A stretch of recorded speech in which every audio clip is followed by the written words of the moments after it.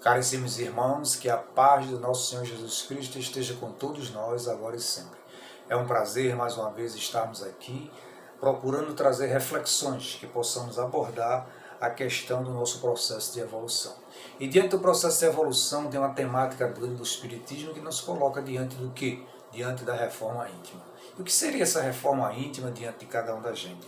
Hermãos Dufour nos traz algumas observações no seu livro Reforma Íntima sem Martírio.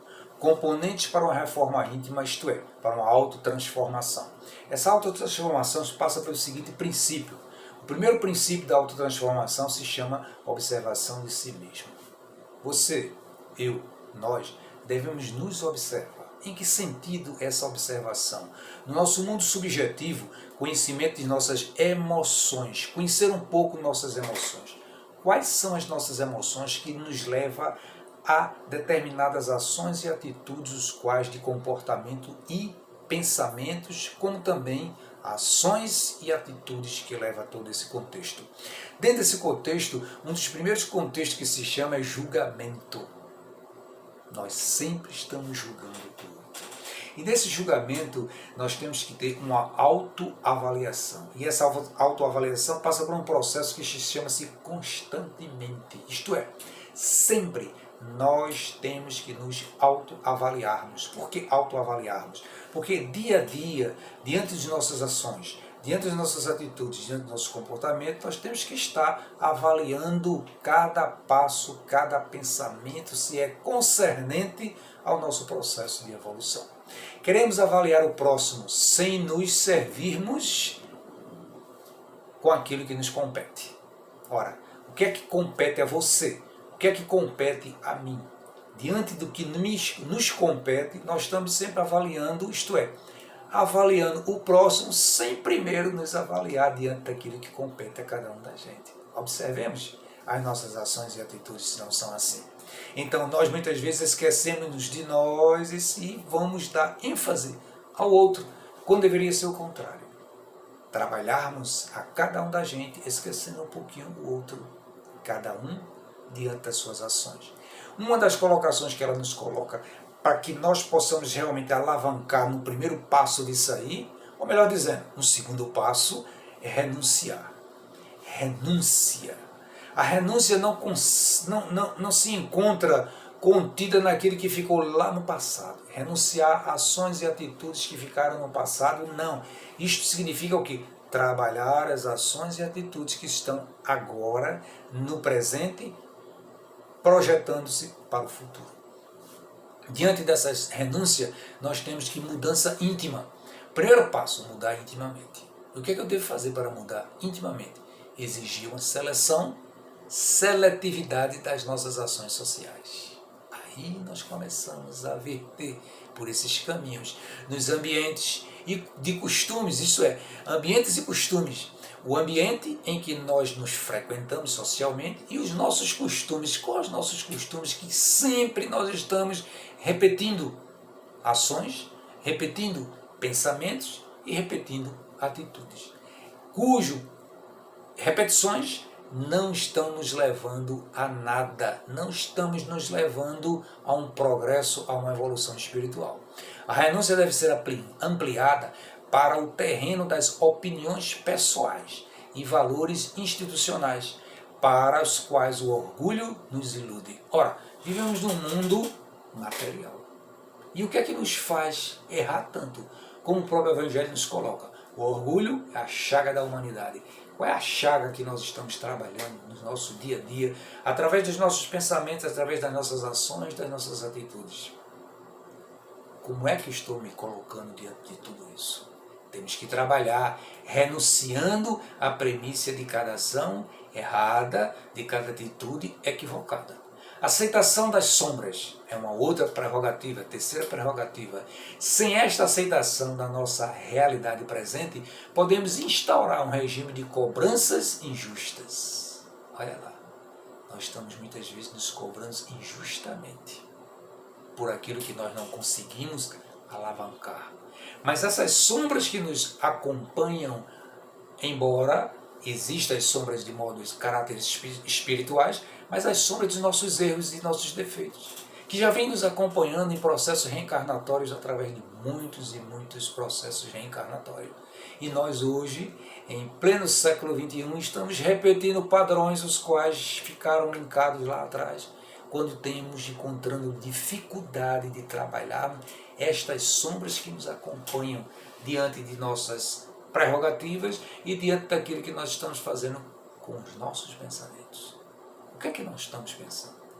O que é que nós estamos maquinando diante do nosso cérebro? Diante daquilo que vai se colocar diante de nossas vidas? A mudança para melhorar. O que é que nós estamos fazendo para mudar? Qual a mudança que você, eu, nós estamos fazendo em nossas vidas? É só a gente se questionar. O que é que eu devo fazer para me melhorar? Ah, Marcos, mas é difícil melhorar. É muito trabalho, é muita renúncia. Olha lá, é muita renúncia. É muitas sombras que eu tenho que apagar. Não, não é apagar. É trabalhá-las para que elas transformem em claridades, em luz em nossas vidas. Jesus já nos colocava essa prerrogativa de que diante de nossas vidas temos uma luz. Brilha a vossa luz. Que luz é essa que nós estamos fazendo brilhar? Qual a tua luz que está sendo colocada a ponto de referência para brilhar? Precisamos fazer com que ela brilhe.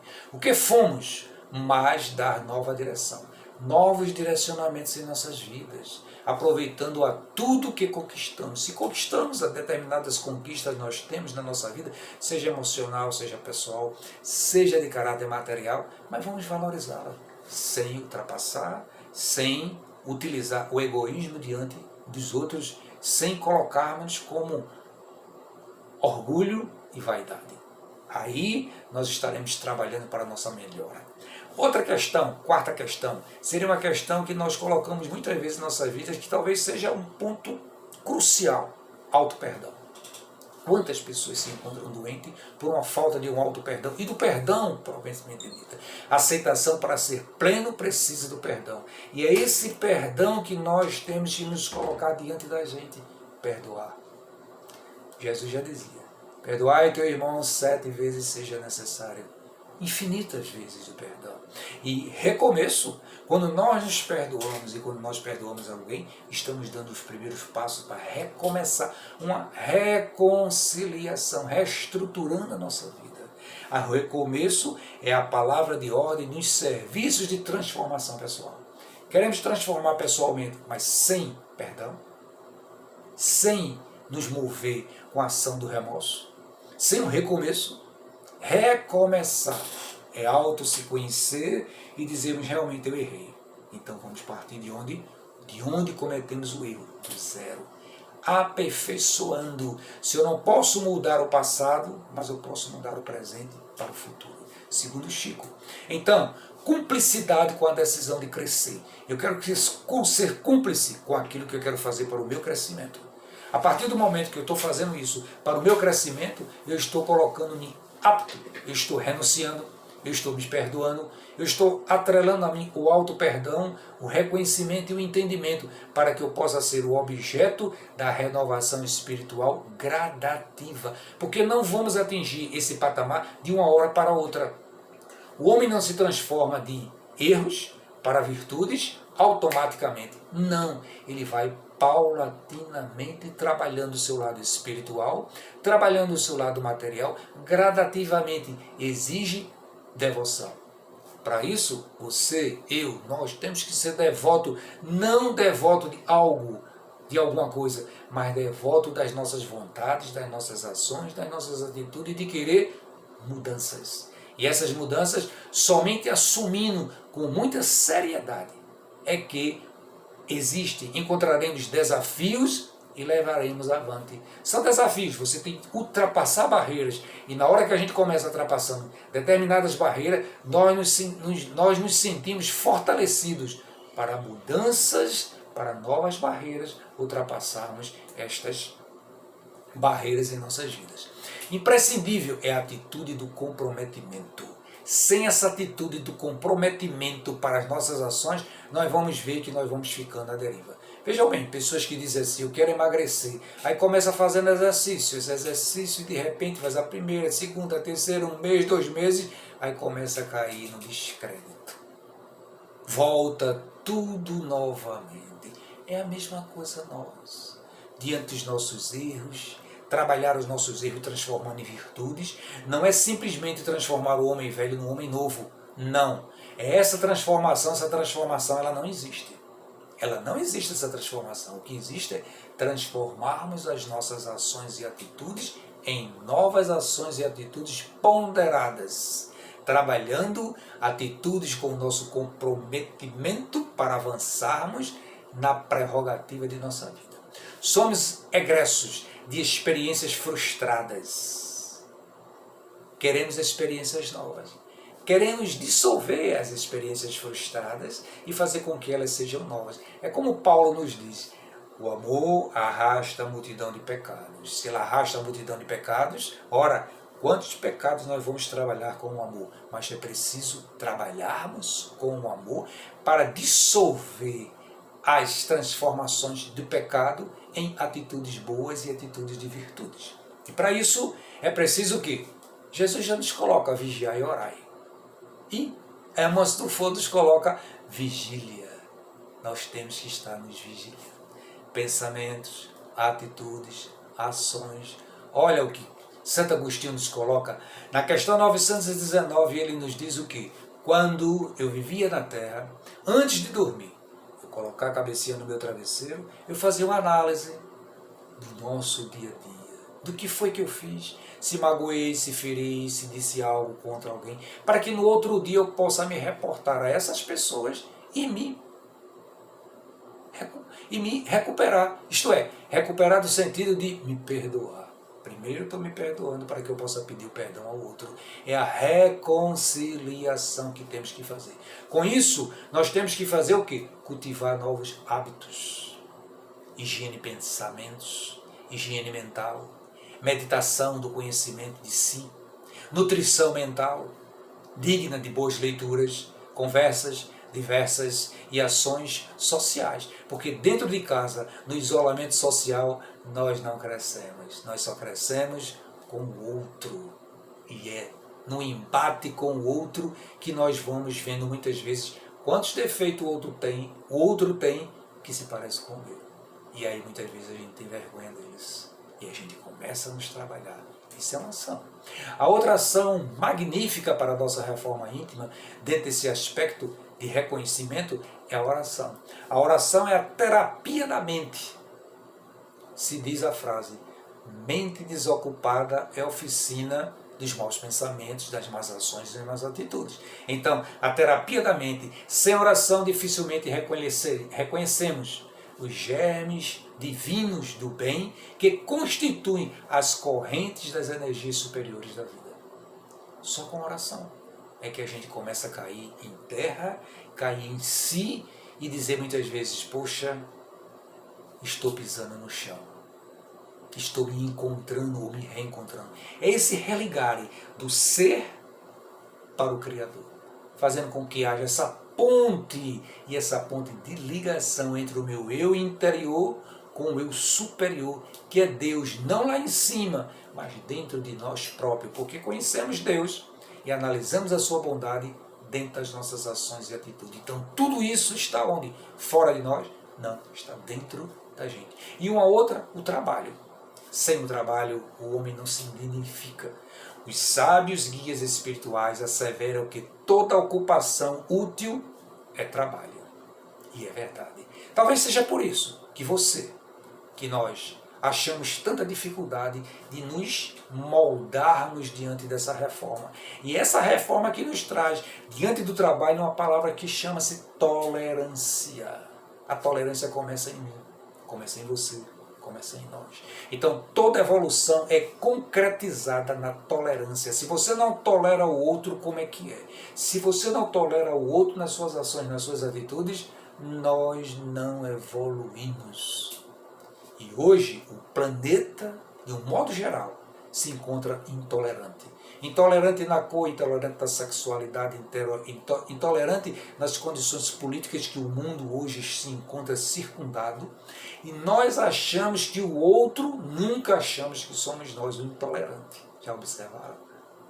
O outro é que é intolerante e você não é intolerante. Você se acha tolerante, mas você não gosta, você discrimina, você é racista, você é preconceituoso. Isso não faz parte da tolerância, não. Jesus foi tolerante para com todos. Jesus andou e verticalizou em todos os meios sociais. Ele nunca disse para alguém que não estendia a mão. Ele nunca deixou de levar uma palavra de conforto e de esperança. Aqueles que ele pôde curar, ele sempre estendeu a mão e deu o código para cada um deles. E cada um deles descobriu a grande pérola a qual o código trazia. Uma pérola, e jogou-se na mão de cada um, descobrir o diamante que se encontrava em cada um deles. É assim que nós podemos dizer que o amor ele é incondicional. E Jesus coloca para a gente esse amor incondicional. Será que o nosso amor é incondicional realmente? Aprender o alto amor é o maior desafio de quem assume o compromisso da reforma íntima. Quando nós assumimos esse compromisso, diante dessa reforma íntima, realmente, nós estamos verticalizando e colocando na horizontalidade dentro de nós o alto amor, onde tendências humanas e desgostar de uma história de evolução. Quando toma consciência do ponto em que se encontra antes de estatutos universais da lei divina. Está dentro da lei divina. É esse amor incondicional. Jesus coloca para a gente o amor incondicional que ele tinha por todos nós. É por isso que ele disse no último momento de sua vida, e talvez um dos grandes momentos de sua vida: Pai, perdoa-os, eles não sabem o que fazem. Como até hoje, possivelmente, muitos de nós não sabemos o que fazemos. Você sabe o que faz? Eu sei o que faço. Cada um de nós sabemos o que fazemos. Sem o amor, sem o alto amor, a reforma íntima reduz-se a torturas íntimas. E essas torturas íntimas se encontram na socialização das nossas vidas. Devemos socializar esse conhecimento, devemos socializar os nossos pensamentos para boas ações. O interesse pessoal é o grande adversário do nosso progresso. Quando nós nos personificamos nos nossos interesses pessoais, deixamos de progredir. Olha o nosso cenário político, olha o nosso cenário social, porque as pessoas estão fixadas simplesmente no interesse pessoal. Quando nós colocamos esse interesse coletivo, as coisas se tornam diferentes. As ações em grupos de educação espiritual, de excelência de meditação, contra personalismo e de vaidade. Quando nós colocarmos, trabalharmos isso diante de cada um da gente, diante das nossas condições sociais e olharmos um para o outro com um olhar de dentro para fora, fazendo esse movimento e abdicando, isto é, trazendo de fora para dentro também essa transformação, nós estaremos mudando com certeza a nossa vida. E a vida começa nessa mudança através da caridade. A caridade se socializar pode imprimir novos impulsos de reflexões. É a vida mental, é a caridade, é o dínamo de sentimentos nobres, processo de socializador, de afetos, de revitalização nos ensinos espirituais. Não é dar. Deus nos dá tudo, já nos deu. O que é que ele falta para te dar? O que é que ele falta para nos dar? Aí a gente vai dizer, tudo, mas ele já deu a vida. E a vida é contemplativa. Nós somos seres co-criadores. Nós somos co-criadores dessa grande criação. Então, se somos co-criadores, tem um personagem no Evangelho que retrata os serviços do Cristo na obra do amor. Ananias. Lembra de Ananias? Ananias, o apóstolo chamado para curar os olhos de Saulo. Porque Saulo perseguia, ia de Damasco, no caminho de Damasco, atrás de Ananias. Ele ia matar Ananias como cristão. Ele ia atrás de Ananias. E ao cair do cavalo, quando Jesus se apresenta a ele, vai a Ananias e diz, Ananias, Saulo receba-o. E quando ele fala que Saulo receba o Saulo, ele diz, após a sua cegueira, quando o mestre chama pelo nome do grande colaborador, Ananias, humilde, com prontidão e livre de qualquer interesses pessoais, responde sadiamente, eis-me aqui, Senhor. O nome disto chama-se virtude. O dicionário cristão é disponibilidade para servir e aprender. Nós temos que nos preparar para dizermos ao Senhor, eis-me aqui, Senhor. Não é mais o que eu queres que tu faça, mestre. Não. A palavra não é mais essa. Essa palavra se encontrou lá em Saulo, quando se transforma em Paulo e diz, mestre, o que queres que eu faça? Ananias não disse mais isso, porque ele já era. Ele diz, eis-me aqui, Senhor, para o serviço.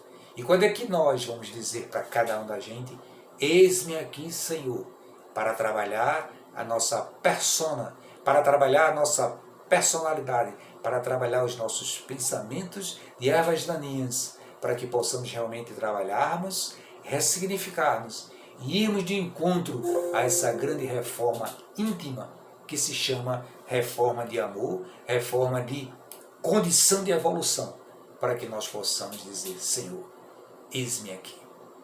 Quando é que você, quando é que nós estaremos prontos para dizermos, eis-me aqui, Senhor?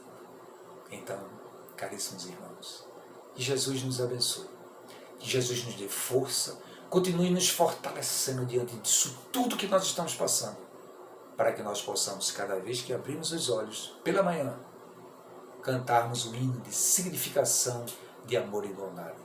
Pai nosso que estás nos céus, santificado seja vosso nome. Venha a nós o vosso reino, seja feita a tua vontade e não a minha. Nós queremos que seja feita a nossa vontade, mas o próprio Pai Nosso nos coloca diante dessa colocação que Jesus nos dá.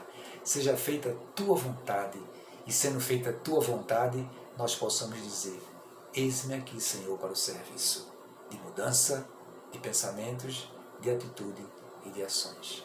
Muita paz a todos. Que Jesus nos abençoe, que Jesus nos ilumine e possa dar a cada um de nós o direcionamento necessário para a nossa vida, para nosso aperfeiçoamento e para a nossa reforma íntima. Muita paz.